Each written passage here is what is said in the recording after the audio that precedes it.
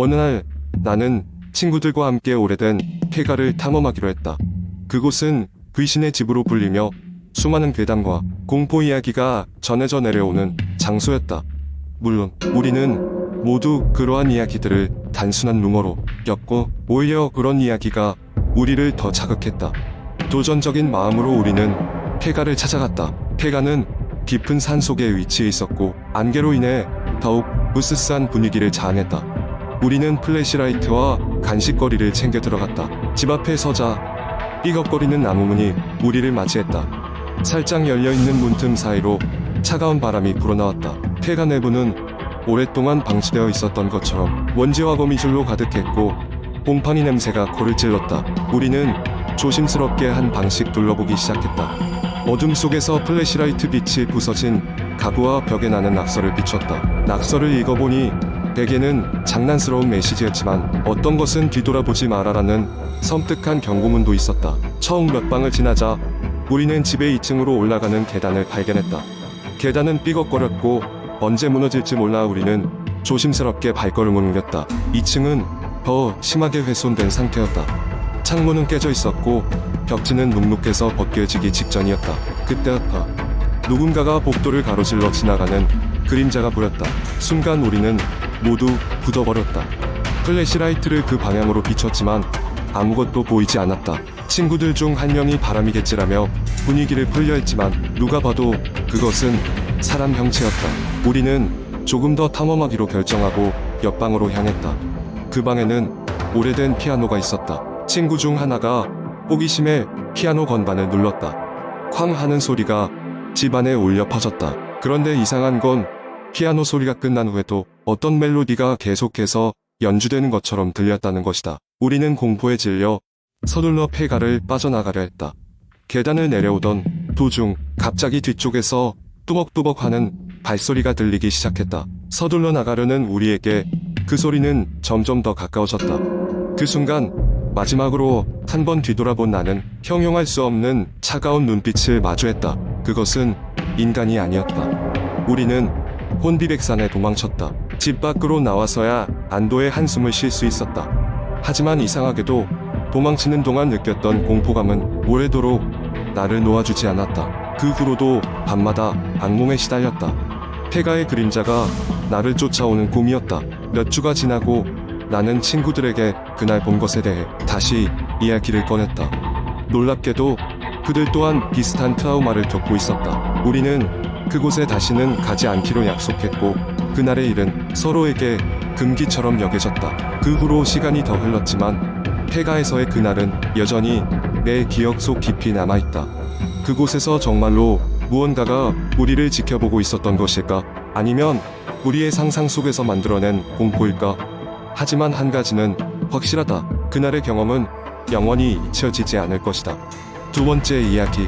예전에 친구들과 함께 여름 휴가를 맞아 강원도의 한 작은 마을로 여행을 떠났던 적이 있었다. 그 마을은 한적하고 조용한 시골 마을이었으며 주변에는 울창한 산과 맑은 계곡이 있어 자연을 만끽하기에 제격인 곳이었다. 우리가 묵기로 한 펜션은 마을에서 조금 떨어진 산기슭에 자리 잡고 있었다.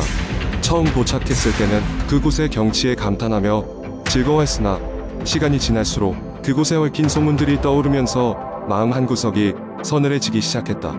현지 주민들은 그 펜션 근처에 오래전부터 이어져 내려오는 무시무시한 전설이 있다고 말해주었다. 그 전설은 아직도 그 산속 어딘가에 존재한다는 울부짖는 여인에 관한 것이었다. 그녀는 일제강점기 시절 이 마을에 살며 불행한 사랑을 하고 억울한 죽음을 맞이한 한 여인이라고 한다. 그녀의 영혼은 그때의 한을 품고 구천을 떠돌며 자신에게 닥친 비극을 다른 이들에게 알리고자 밤마다 흐느끼며 산속을 배회하고 있다는 것이었다. 우리는 그런 이야기를 들으며 별로 신경 쓰지 않는 척했지만 사실은 마을 사람들의 진지한 표정을 보며 마음이 편치 않았다. 그리고 어느덧 밤이 찾아왔다. 우리는 저녁 식사를 마치고 술을 마시며 밤 공기를 즐겼다. 그런데 한 친구가 갑자기 말을 꺼냈다.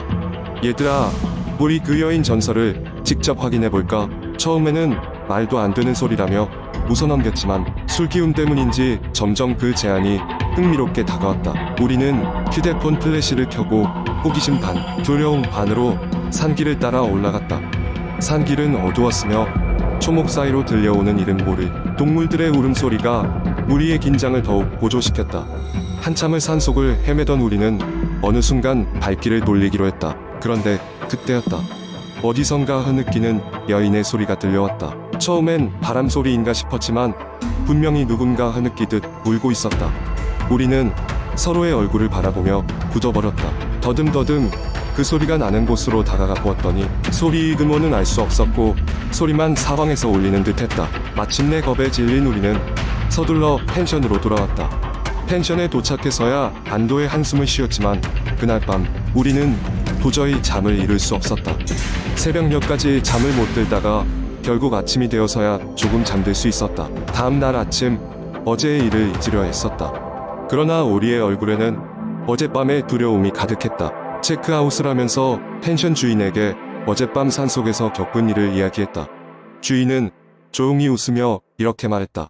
가끔씩 그런 소리를 들었다는 사람들이 있어요. 그건 누군가의 장난일 수도 있고 진짜 그 여인의 영혼일 수도 있죠. 결국 그날 우리는 무거운 마음으로 마을을 떠났다. 그리고 지금도 때때로 친구들과 그때의 일을 회상하며 섬뜩한 기분을 느낀다. 그 소리가 실제로 무언가 명확한 것인지 아니면 술기운의 헛것을 들은 것인지는 알 수 없지만 분명한 것은 그 경험이 우리에게 잊을 수 없는 소름 끼치는 추억으로 남아있다는 것이다. 세 번째 이야기는 몇 년 전 내가 대학생이었을 때의 일이다. 그때 난 서울 외곽의 조용한 동네에 있는 작은 월세 원룸에 살고 있었다. 건물은 꽤 오래되어서 밤이면 늘 바람소리가 위민거렸고 복도에서는 쿵쿵거리는 발소리가 울려 퍼졌다. 그 모든 것이 처음엔 그저 낡은 건물의 특성이라 여겼다. 하루는 늦은 밤까지 과제를 하느라 잠을 설치고 있었다. 새벽 3시가 다 되어갈 무렵 내 방 앞에서 작은 소리가 들려왔다. 사르르르 하는 소리에 처음에는 간단한 바람 소리겠지 싶어 무시하려 했다. 그러나 그 소리는 점점 내 방 문 앞으로 가까워지는 것만 같았다. 내심 불안해진 나는 조용히 일어나 문 안쪽의 작은 구멍으로 내다보았다. 늦은 시각이라 그런지 복도는 어둠에 잠겨 있었고 아무것도 보이지 않았다. 안심하기엔 이르다고 느껴 문손잡이를 꼭 잡고 마음을 가다듬었다. 그러다 갑자기 머리카락이 쭈뼛서는 기분이 들었다. 누군가가 복도 끝에서부터 천천히 걸어오는 소리가 들렸기 때문이다. 쿵 점점 가까워지는 발자국 소리가 내 방 앞에 멈추었다. 숨죽여 기다리던 그 순간 문틈 아래로 이상한 그림자가 비쳤다. 그것은 분명히 사람의 그림자였지만 어딘가 길고 얇았다. 고요한 침묵 속에 심장 소리가 귀에 울려 퍼졌다. 그때 문 너머에서 낮고 섬뜩한 목소리가 들려왔다. 안에 누구 있어? 순간 나는 얼어붙었다. 발소리는 갑자기 사라졌고 그 이후로 다시는 어떤 소리도 들리지 않았다. 잠을 이루지 못한 채 아침을 맞이했다. 다음 날 이상한 기분이 들어 이웃에게 어젯밤의 일을 물어보았다. 하지만 누구도 그런 소리를 듣지 못했다며 고개를 저을 뿐이었다.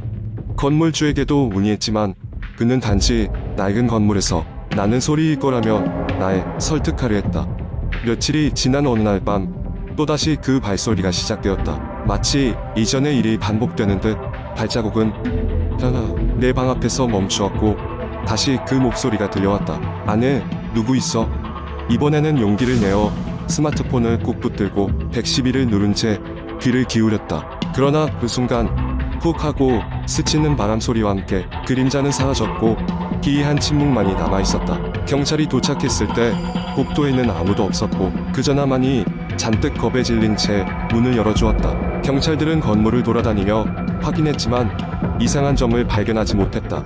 이후로 별다른 사건은 없었지만 난 짐을 싸서 그 집을 떠나기로 결심했다. 이사를 준비하던 어느 날 우연히 건물주와 마주치게 됐다. 그는 내가 떠나는 이유를 물었고 나는 간단히 그간의 일을 말했다. 그러자 건물주는 어딘가 불편한 미소를 지었다. 아, 그 소리를 들었구나. 그는 잠시 침묵하더니 조용히 입을 열었다. 사실 이 건물에 대해 그런 소문이 있었어. 몇 년 전에 여기에 살던 한 학생이 실종됐다고 해. 경찰 조사 후 수사는 미궁에 빠졌고 아직까지 어떤 흔적도 찾지 못했다지. 건물주의 말에 등불이 서늘해졌다. 그때부터 난 그 목소리와 발소리에 대해 더 깊이 생각하지 않기로 했다. 이사가 끝난 뒤로도 나는 그 복도와 그 목소리를 잊지 못했다. 어쩌면 그 이상한 목소리는 아직도 그 복도를 걸으며 누군가를 찾고 있을지도 모른다. 끝으로 만약 다시는 그 집에 가게 되거나 비슷한 상황에 처하게 되면 절대 혼자 있지 말라는 경고를 하고 싶다. 나는 그저 운이 좋아 아무 일 없이 벗어날 수 있었던 걸지도 모른다. 어디선가 잊혀져 버린 누군가가 여전히 그곳에서 서성일지도 모르니까. 네 번째 이야기. 한국 인터넷에서는 종종 무시무시한 공포 이야기가 회자되곤 합니다. 이제부터 제가 들려드릴 이야기는 한 인터넷 커뮤니티에서 큰 화제를 모았던 오래된 폐가에 얽힌 무서운 이야기입니다. 이 이야기는 벌써 수십 년 전 서울 근교의 작은 마을에 위치한 한 폐가에서 시작됩니다. 이 집은 원래 부유했던 한 가족의 저택이었습니다. 그러나 어느 날 밤 그 집에서 끔찍한 사건이 발생했습니다. 가족 전원이 원인을 알 수 없는 화재로 목숨을 잃고 말았던 것이죠. 그 이후로 그 집은 마을 사람들에게 저주받은 집이라는 소문이 돌며 누구도 그곳에 가까이 가지 않았습니다. 몇 년 후 몇몇 호기심 많은 대학생들이 이 집에 대한 이야기를 듣고 직접 탐험해 보기로 했습니다. 그들은 오래된 집에서 벗어나지 못한 영혼들이 있다는 소문이 사실인지 확인하고 싶었던 것입니다. 밤이 깊어갈 무렵 그들은 플래시를 켜고 조심스럽게 그 집으로 들어갔습니다. 집안은 세월의 흔적을 고스란히 간직한 채 황폐해져 있었습니다. 곳곳에는 거미줄이 얽혀 있었고 쿰쿰한 냄새가 코를 찔렀습니다. 그럼에도 불구하고 학생들은 조금의 두려움도 없이 방을 하나씩 둘러보기 시작했습니다. 그들이 집안 깊숙이 들어가자 어딘가에서 발걸음 소리가 들리기 시작했습니다. 처음엔 바람에 흔들리는 나뭇가지 소리라 생각했지만 소리는 점점 가까워졌습니다. 그중 한 학생이 용기를 내어 소리가 나는 방향으로 걸어갔습니다. 소리의 근원을 찾기 위해 문을 열자 으스스한 한기의 기운이 그를 감쌌습니다. 그 방에는 긴 테이블이 놓여 있었고 테이블 위에는 아무것도 없었습니다. 그런데 문이 닫히자마자 갑자기 불이 꺼졌습니다. 학생들은 깜짝 놀라 소리를 지르며 스마트폰 플래시를 다시 켜고 방을 둘러봤습니다. 그때 어느 한 구석에서 희미한 형체가 보였습니다. 형체는 점점 뚜렷해졌고 그것은 불에 그을린 누군가의 모습이었습니다. 학생들은 공포에 질려 소리를 지르며 황급히 밖으로 도망쳤습니다. 그들이 도망치는 동안에도 그 집에서는 자신을 따라오는 발소리가 계속해서 들렸습니다. 결국 그들은 간신히 폐가 밖으로 나올 수 있었으나 그중 한 명은 정신을 잃고 쓰러졌습니다. 그 학생은 병원에 실려갔고 깨어난 후로도 계속해서 악몽에 시달렸습니다. 정신과 치료를 받으면서도 종종 자신이 끔찍한 화재에 휘말리는 꿈을 꿨으며 그 집을 탐험하면서 본불에 그을린 형체가 자신의 꿈속까지 나타난다고 했습니다.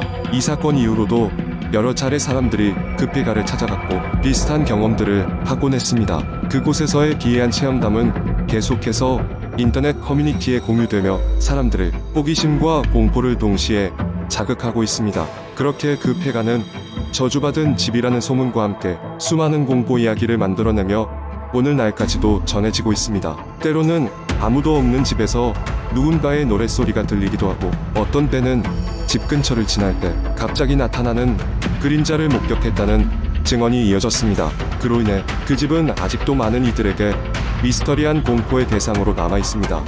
그 집에 관한 이야기는 앞으로도 사람들 사이에서 여전히 이야기될 것이며 새로운 신비한 이야기가 생겨나는 날이 올지도 모릅니다.